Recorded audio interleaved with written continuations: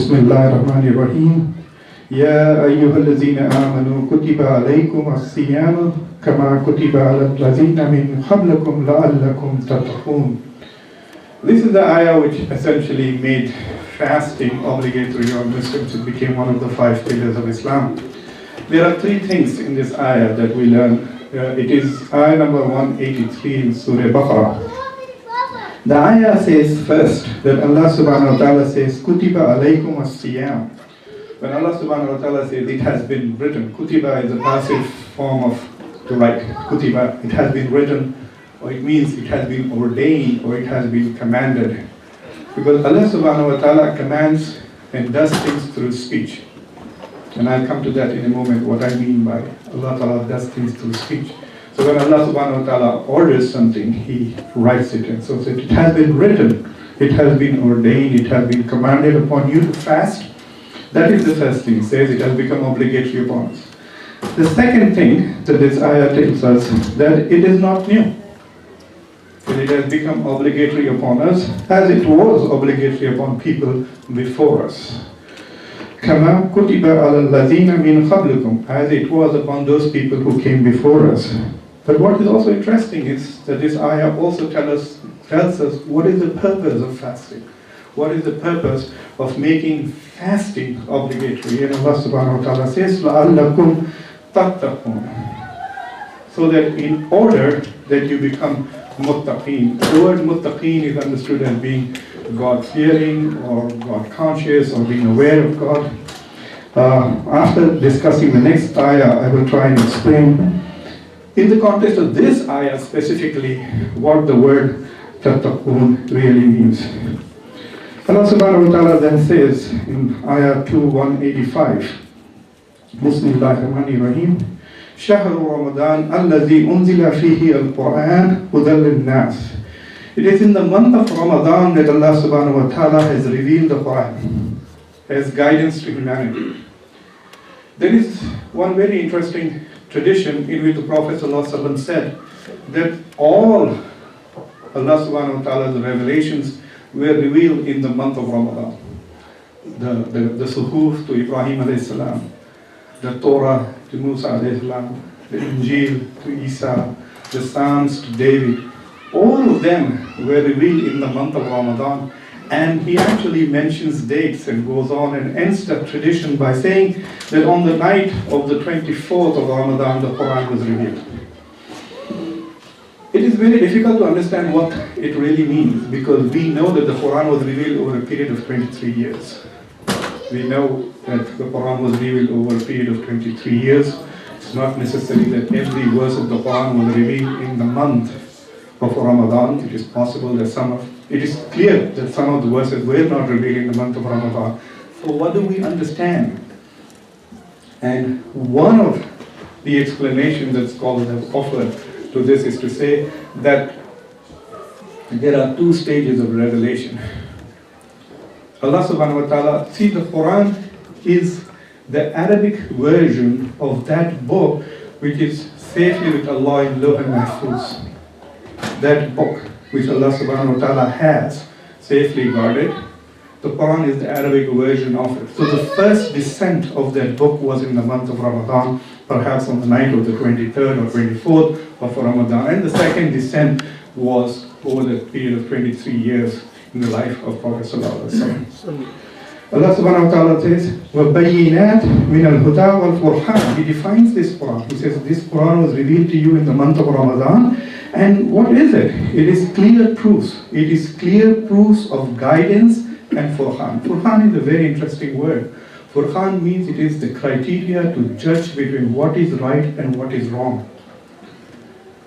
So basically Allah subhanahu wa ta'ala says that the Quran has these 2 characteristics. It is proofs. It's proofs of guidance. So it's not just statements. There is proofs in it. There is argumentation. There is hujjah in it. And the second thing Allah subhanahu wa ta'ala says that it gives you the capacity or the knowledge by which you can also distinguish between what is right and what is wrong. So it is like a normative balance. So the Quran is like this balance in which you can distinguish between what is sahih and what is ghalat, what is right and what is wrong. And that is the importance of the Quran. Then Allah subhanahu wa ta'ala says, فَمَنْ شَهِدَ مِنْكُمْ الشَّهْرَ فَلْيَصُمْهُ. Anybody who has witnessed the beginning of the month of Ramadan has to fast in it. Prior to the revelation of this ayah, some of the Muslims used to fast and some did not fast, but they would give fidyah. So they would feed poor people. Even healthy people would not fast if they were wealthy, and they would feed. But after this ayah, it became very clear that it is fasting is obligatory on everybody except if you're not well and if you are traveling, and then concessions are made for women who are pregnant, nursing, or in periods. Then Allah subhanahu wa ta'ala says that فَمَنْ كَانَ مَرِيدًا أَوْ عَلَى سَفْرٍ فَإِدَّةً مِنْ أَيَّامٍ أُخْرَى. So if you're traveling, if you're unwell, you miss certain number of fasts, you replace those number of fasts on different days. But Allah subhanahu wa ta'ala then proceeds to say, Bismillahirrahmanirrahim, يُرِيدُ اللَّهُ بِكُمُ الْيُسْرَ وَالْيُرِيدُ بِكُمُ الْأُسْرَ. Allah subhanahu wa ta'ala does not want to make things difficult for you. He just wants to make things easy for you. وَلِتُكْمِلُوا الْإِدَّةَ وَلِتُكْبِرُوا اللَّهَ عَلَى مَا هَدَاكُمْ وَلَعَلَّكُمْ تَشْكُرُونَ. So Allah subhanahu wa ta'ala says that complete this period of fasting, which is important. So He wants you to fast the whole month of Ramadan. Complete this period of fasting in order to glorify Allah subhanahu wa ta'ala and be grateful for this guidance. So in the previous ayah, Allah subhanahu wa ta'ala says He wants us to fast so that we become muttaqeen. And in the second ayah, He's saying He is expecting us to fast so that we become tashkurun, those who are grateful. So that we express our gratitude to Allah subhanahu wa ta'ala. What are we expressing gratitude for? Elsewhere Allah subhanahu wa ta'ala says in a very beautiful and a powerful ayah of the Quran, He says, وَوَجَدَكَ ضَالًا فَهَدًا. I found you lost. وَوَجَدَكَ ضَالًا. When I found you, you were lost. And I guided you. And how did He guide us as human beings? We were lost. He guided us through the revelation of the Quran. He revealed it in the month of Ramadan and He guided us. So these are the two things you must understand. It is obligatory on all of us to fast if we have been fortunate enough to witness the month of Ramadan. And we fast in order to become muttaqeen, and we also fast in order to express our gratitude to God who has sent us guidance in the form of the Quran. The Quran and Ramadan are inseparable. They are like twins. You must always understand that they are like twins. You can't separate the two. That's why one of the biggest forms of ibadah that you can do in this month is to recite the Quran, to read the Quran, to understand the Quran, come closer to the Quran. Now coming to this concept of muttaqeen, some people say it's about khawf, it's taqwa. The best way to understand taqwa is the fear that you have in your heart of displeasing God. This fear that, oh my God, if I do this, Allah subhanahu wa ta'ala will be angry with me. Oh my God, if I do this, I may violate His rules. Oh my God, if I do this, I may be doing something that is wrong and misguided. That fear is taqwa. Another way of thinking of taqwa is to be God conscious, that you're constantly aware about God and your status as the servant of Allah. But Imam al-Ghazali had to say something very interesting. He says, in the month of Ramadan, there are two conditions of the heart. The hal of the heart, which is during fasting and after the fast ends, which describes what is the meaning of the word muttaqin. While you are fasting, you are in a state of vigilance, in a state of muraqabah, constant vigilance. You want to make sure that nothing you do breaks your fast. You don't take anything in, your hands don't do anything, your eyes don't do anything, your tongue doesn't do anything, you don't say things, you don't hear things which will break your fast. So being a muttaqin while fasting is the fear, the constant alertness, the fear of doing something wrong that will break your fast. And once you break your fast, then taqwa becomes when your heart is like a pendulum. It oscillates between hope and fear. Hope and fear. So you hope that Allah has accepted your fast. and Allah has forgiven all your sins.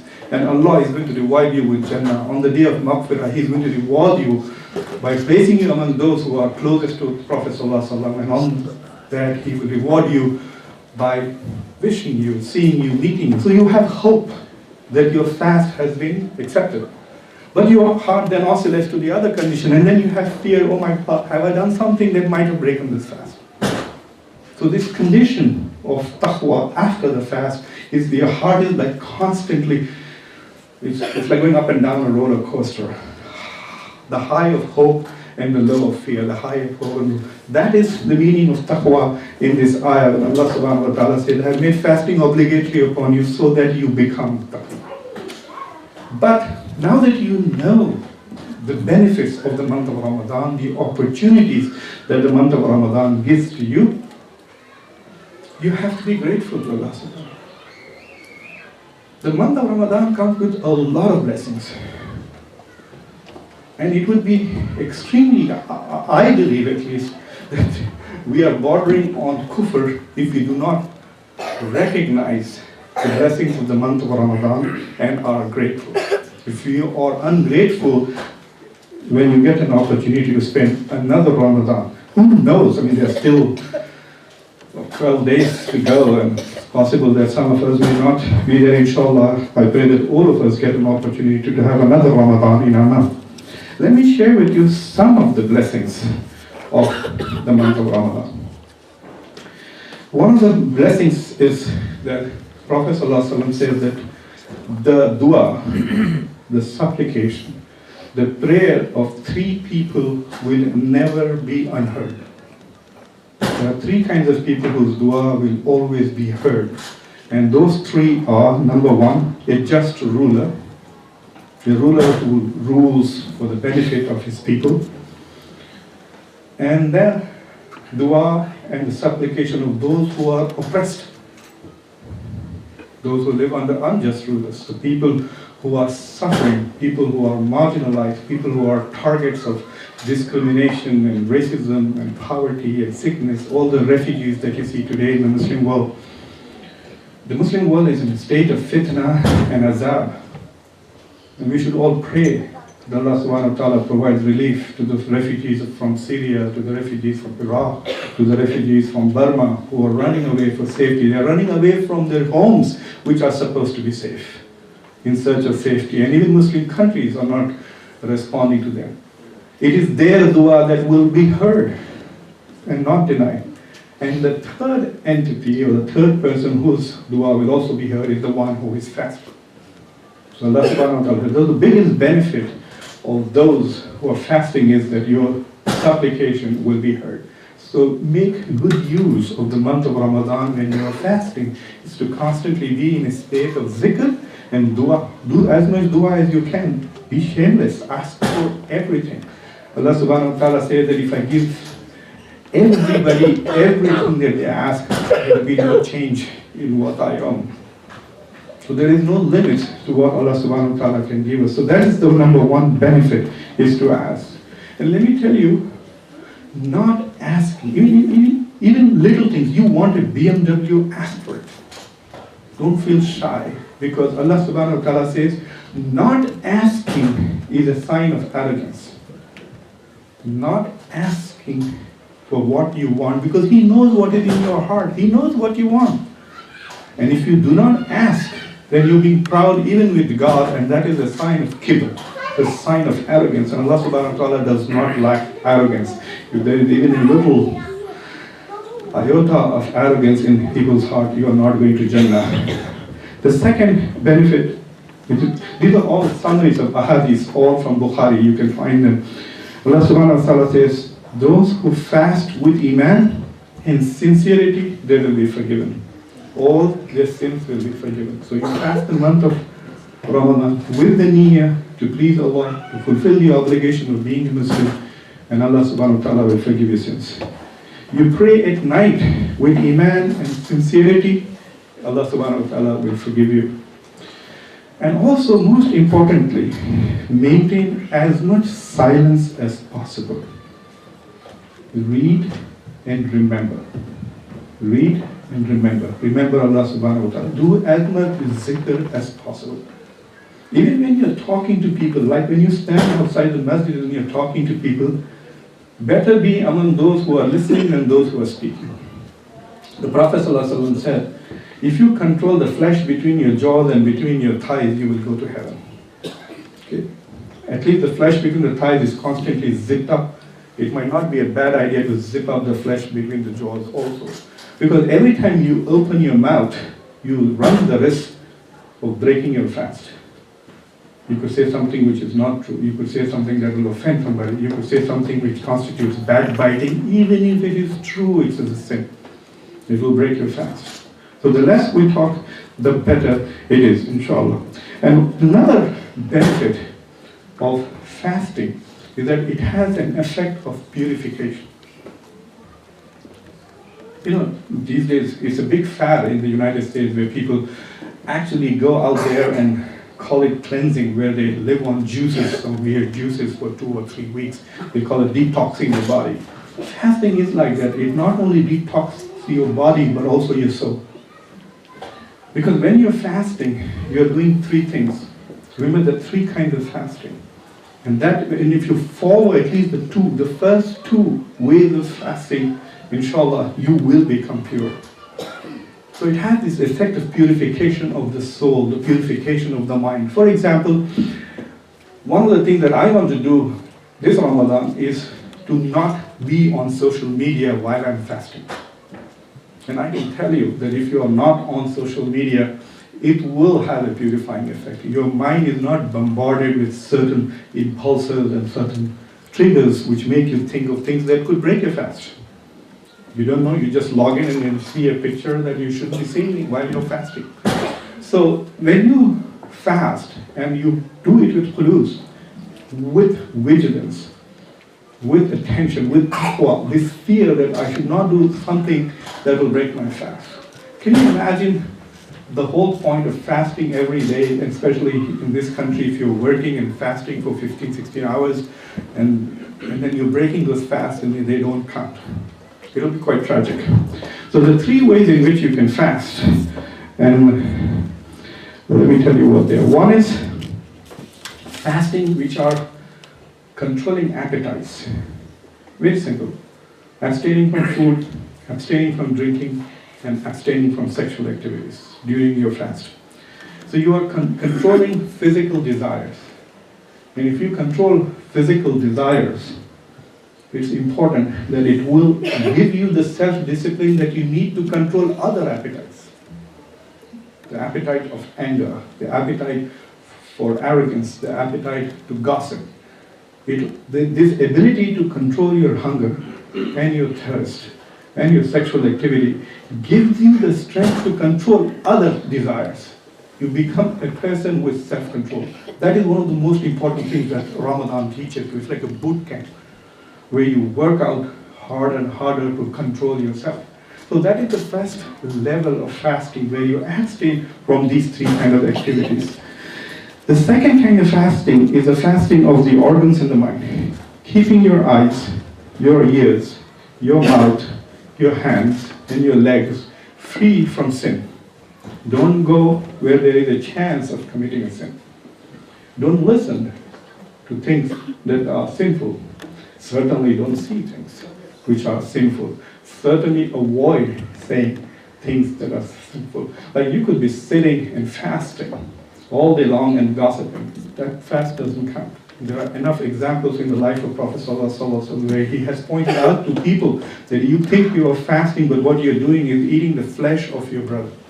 When you talk negatively about somebody behind their backs, you are eating the flesh. That will break your fast. So this is the second type of fasting. If you do this both, control your physical appetites and guard yourself from committing sins potentially, then inshallah you will have the self-control that is needed for the purification of the soul and the mind.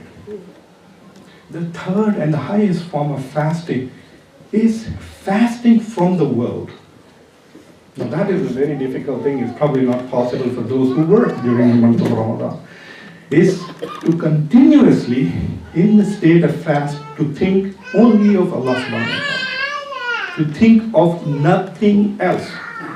There have been scholars in the past and teachers in the past who have considered that their fast was broken when they thought of something else. When they thought of something else other than Allah subhanahu wa ta'ala while they are fasting, they considered that their fast was broken. Now this is a very high level. This is not obligatory, obviously. You are working in your job, you have to think about profitability, marketability, productivity, whatever you're doing. But that level of fasting is an opportunity for those of us who stay at home in the month of Ramadan, and those of us who are retired. For them, it is a target that you come so close to Allah subhanahu wa ta'ala that you think of nothing else but Allah subhanahu wa ta'ala. I was reading, one of the scholars said that in his view, if you spend the whole time preparing to break the fast, then it is kufr in his view. He says, because it's about fasting, not about breaking fast. And he was very upset. This was Imam Ghazali talking about Baghdad in his times. People spend all day preparing to fast, as if it's a feast, as if it's a party. He said the whole point of fasting is not to eat, and all you're doing is eating. He said, imagine placing, I was thinking of it as a plate of biryani. Imagine allowing a plate of biryani to come between you and God. That's what you're trying to do with this whole events and the stars and party-like events. So the third level of fasting, this is very important. This is the state of ihsan, where you're trying to make sure that any deviance from thinking about Allah subhanahu wa ta'ala is like breaking a fast.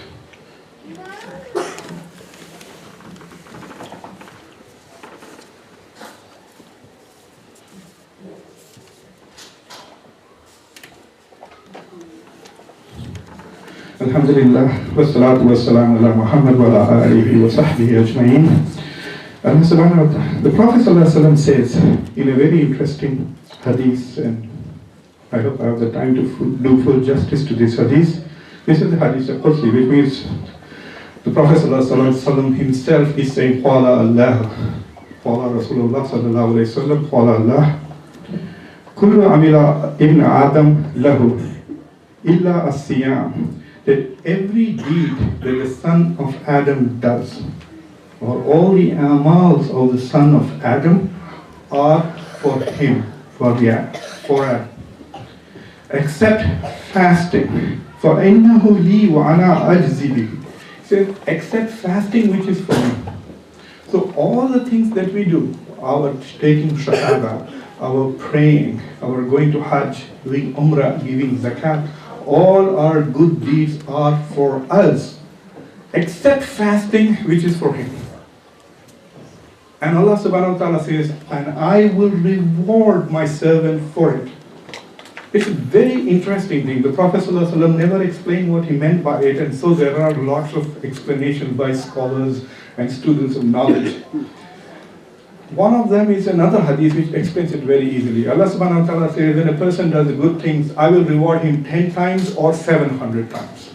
So when you pray, remember when we were talking about Isra and Miraj, we said Allah subhanahu wa ta'ala initially wanted us to pray 50 times a day, and then he reduced it to 5 times, and he said, okay, you just pray 5 times, but I will count it as 50. So it's 10 times. So at the minimum, God will reward us 10 times for one good deed, but 700 times for it. But he's saying that there are no limits to fasting. I will give my servant whatever I want. He may give you 701, he may give him 700 million rewards for fasting. That is how some people have understood it. Others have said that when you do other forms of ibadat, there is an opportunity to show off. Even when you're praying, when you're giving zakat, you can stand up and very proudly say, I'm going to give $10,000. And there is a lot of ana in it. So when you give this publicly announced, you're not only giving money for a good deed, but also you're buying public opinion. You're buying image. So there is an opportunity for people to show off in all the ibadahs that they are doing except fasting. And so there is no opportunity for you to brag and show off when you're fasting. That is the opinion of one of the scholars. An explanation that at least resonated most with me, was that it is against fitrah. That fasting is against fitrah. Everything else, human beings have this desire to surrender to somebody.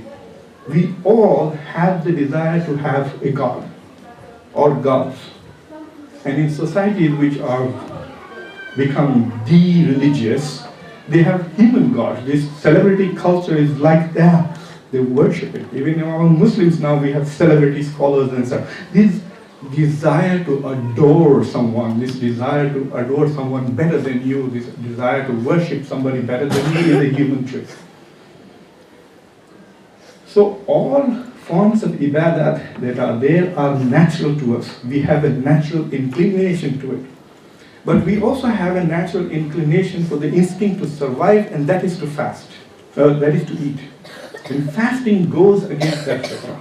Fasting goes against the desire and that instinct to eat. That is why fasting is considered the most. I will briefly share with you the 4 pathways to having a most spiritual Ramadan. Inshallah, in future khutbah, I will unpack each one of them. The 4 are, it's like, number 1, silence. Maintain as much silence as possible during the month of Ramadan. At least make it a habit. And if you do it for a month, hopefully, inshallah, it will become a habit for the rest of the month. Allah subhanahu wa ta'ala, when He creates this universe, He says, kun fayakun. So everything is discourse. This entire creation, this tajalli of Allah subhanahu wa ta'ala is Allah speaking, as is the Quran itself. The Quran is the speech of Allah. So if you think of creation that you perceive as speech of God, then what is your responsibility as servant of God while Allah speaks? Listen. Do not interrupt when God is speaking. Shut up and listen. And that is what we should understand, that in the month of Ramadan, Allah subhanahu wa ta'ala is reaching out to us with hidayah, with guidance, with benevolence, with opportunities. Listen, maintain silence. The second one is hunger. Hunger provides control. Hunger provides purity. Hunger provides a desire to become better. Your mind is not dull. Your body is not dull when you're hungry. If you eat full, you will sleep. Intellectually, spiritually. You always eat less. On the normal days, and fasting will give you this hunger, will make you sharp in both spiritual and intellect. The other 2 are seclusion and vigilance.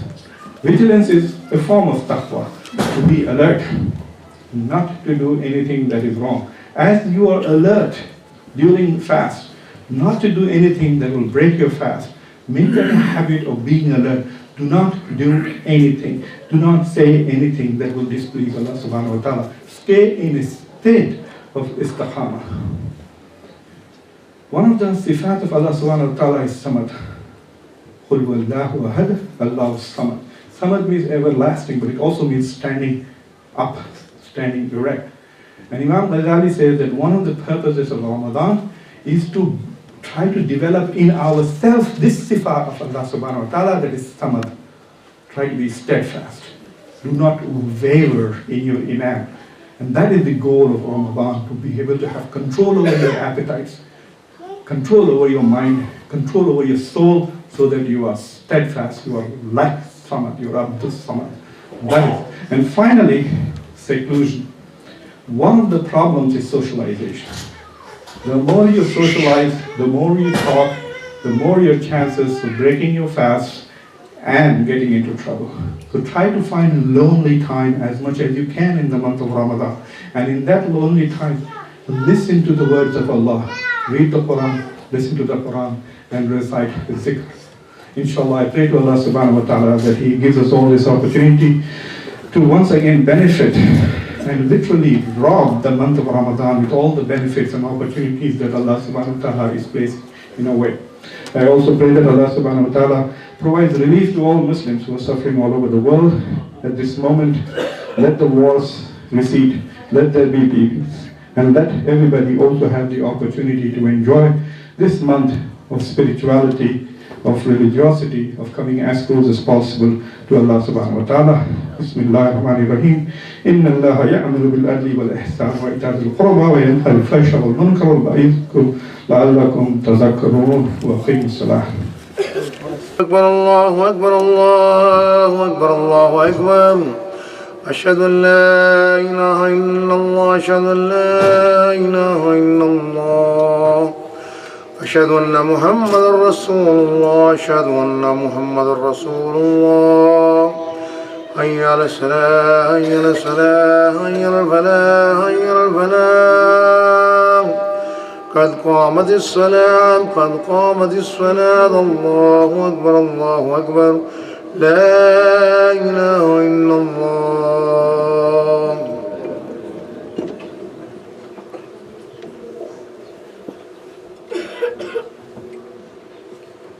سووا صفوفكم فإن تسوية الصفوف من تمام الصلاة. الله أكبر.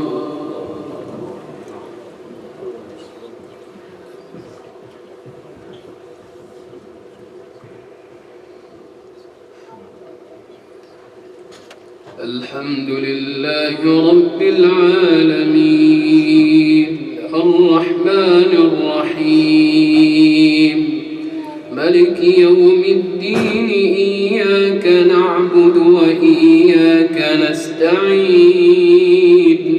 اهدنا الصراط المستقيم صراط الذين أنعمت عليهم غير المغضوب عليهم ولا الضالين.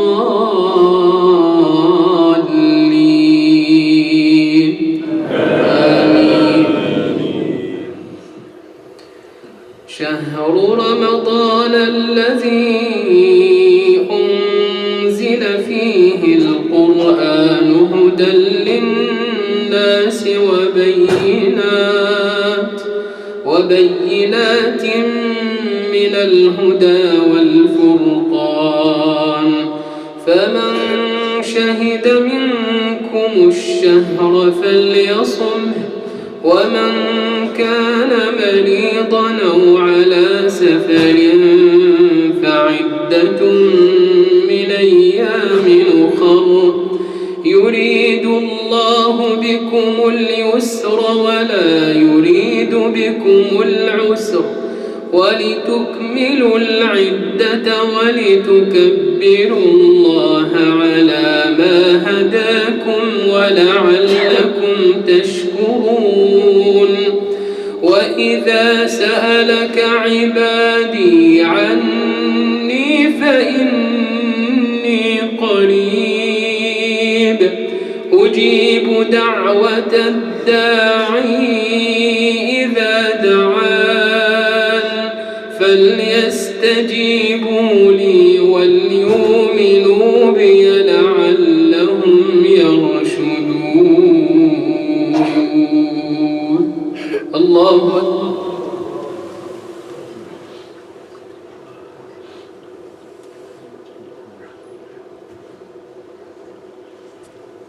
سمع الله لمن حمده. الله أكبر.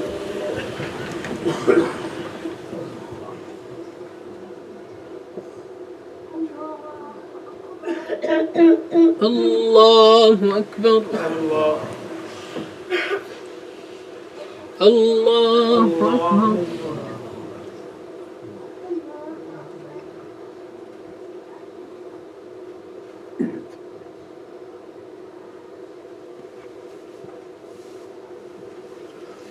الله أكبر. الحمد لله رب العالمين الرحمن الرحيم ملك يوم الدين. إياك نعبد وإياك نستعين.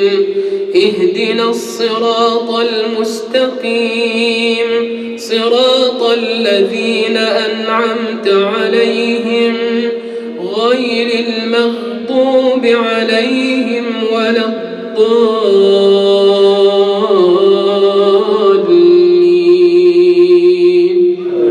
آمين. إن الذين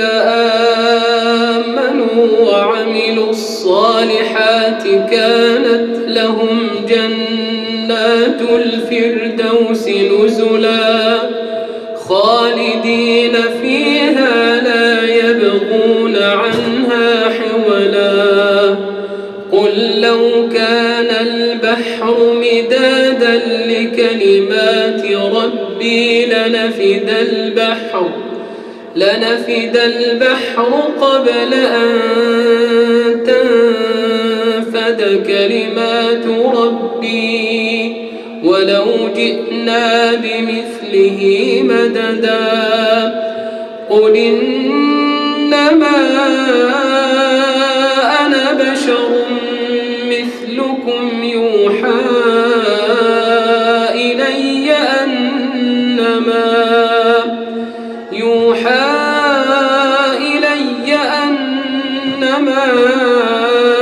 إلهكم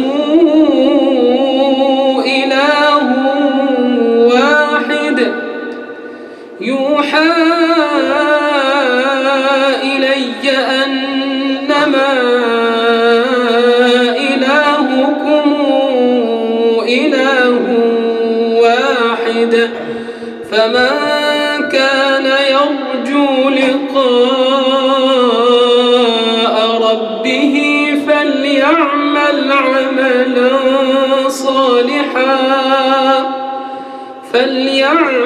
عملا صالحا ولا يشرك بعبادة ربه أحدا. الله أكبر.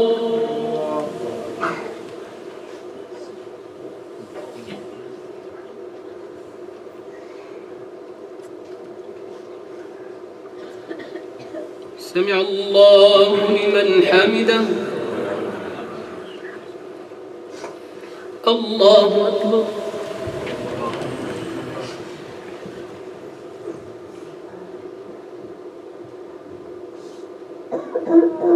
الله أكبر. الله أكبر.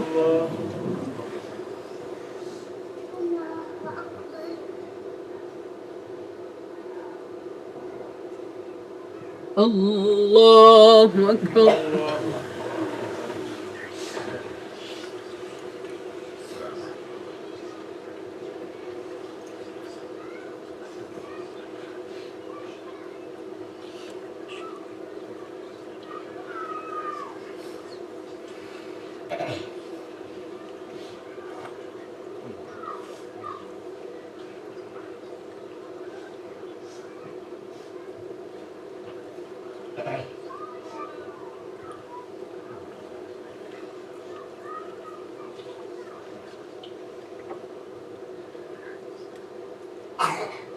السلام عليكم ورحمة الله. السلام عليكم ورحمة الله.